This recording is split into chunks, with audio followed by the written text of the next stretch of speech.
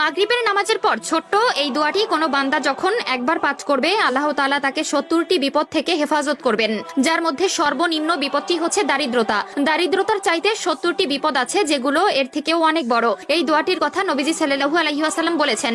তিনি বলেন, কোনো বান্দা যখন বিপদের মধ্যে পড়বে, মুসনাদে আহমদের বর্ণনা এসেছে, কোনো বান্দা যখন বিপদের মধ্যে পড়বে তখন যদি বিপদে পড়ার পর সে এই দোয়াটি পড়বে, পড়ার সাথে সাথে আল্লাহ তাআলা তার প্রতি ধেয়ে আসা 70টি বিপদ থেকে তাকে রক্ষা করবে।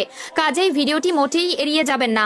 আমাদের মধ্যে এমন অনেকে আছে যাদের বিপদ পিছু ছাড়ে না, সব সময় দুর্ঘটনা, অনটন এবং দারিদ্রতা লেগেই থাকে। কোনো কিছুতেই যেন তাদের সংসারে উন্নতি আসে না। কিন্তু ছোট্ট এই একটি দোয়ার মাধ্যমে সেই ঘরটি হয়ে উঠবে একটি ফুল বাগিচার মতো সুন্দর রূপে।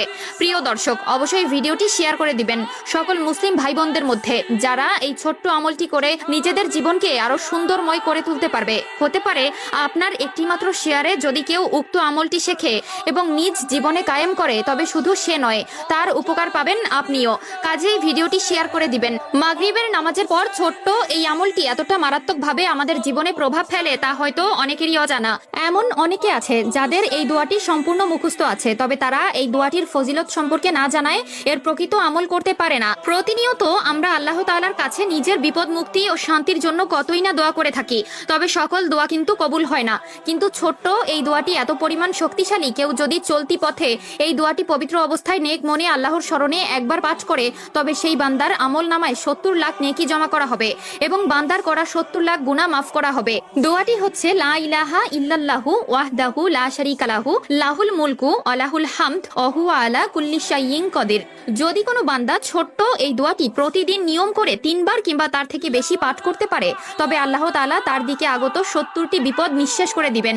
উক্ত দোয়াটিতে মহান রাব্বুল আলামিনের প্রশংসা করা হয়েছে, যে দোয়াটি বিভিন্ন হাদিসের মধ্যে উল্লেখিত আছে, যেখানে এটি পড়ার মাধ্যমে অনেক সওয়াব পাওয়া যায়, গুনাহ মাফ হয়। তুমি যদি জান্নাত লাভ করতে চাও ও শয়তানের অনিষ্ট থেকে নিজের নিরাপত্তা লাভ করতে চাও, তাহলে এই দোয়াটি পাঠ করো। এছাড়াও প্রিয় নবী সাল্লাল্লাহু আলাইহি ওয়াসাল্লাম বলেছেন, যে ব্যক্তি সকালে 10 বার এবং সন্ধ্যায় 10 বার এই দোয়াটি পাঠ করবে, সেই ব্যক্তি কিয়ামতের দিন সর্বশ্রেষ্ঠ আলেমকারীদের অন্তর্ভুক্ত হবে। তিরমিজি শরীফ 3471।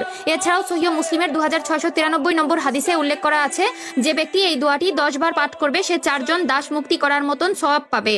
এছাড়াও রাসূলুল্লাহ সাল্লাল্লাহু আলাইহি ওয়াসাল্লাম বলেন, আল্লাহর কাছে সবচেয়ে প্রিয় বাক্য হচ্ছে 4টি: 1 সুবহানাল্লাহ, 2 আলহামদুলিল্লাহ, 3 লা ইলাহা ইল্লাল্লাহ, 4 আল্লাহু আকবার। কাজেই উক্ত দোয়াটি যাদের আগে থেকেই মুখস্থ ছিল, তারা অবশ্যই একবার আলহামদুলিল্লাহ কমেন্ট করবেন। আল্লাহ তাআলা সকলকে নেক বুদ্ধি ও উক্ত দোয়াটি প্রতিনিয়ত পাঠ করার তৌফিক দান করুক, আমিন।